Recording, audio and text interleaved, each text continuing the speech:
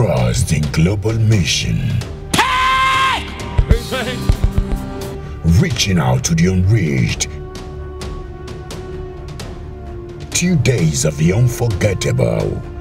Mighty turnaround, Arusha, Tanzania. Apostle Johnson Suleiman. I want you all over the nation of Tanzania, tell somebody something uncommon, unusual, outstanding is about to happen. Johnson Suleiman is coming to Tanzania.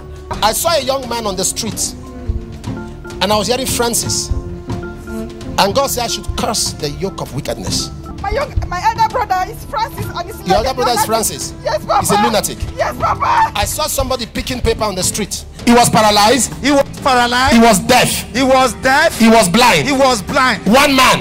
One man, sir. What happened? Since September last year. Since September. After you prayed, to the glory of God, the strength of God came upon the legs.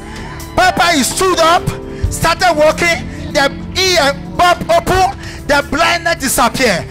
Date 18th and 19th October 2022 by 9 a.m. and 4 p.m. Happening at Luz Garden Hotel, Nairobi Road, Sakina Kwa Idi, opposite Has Petrol Station, Arusha, Tanzania.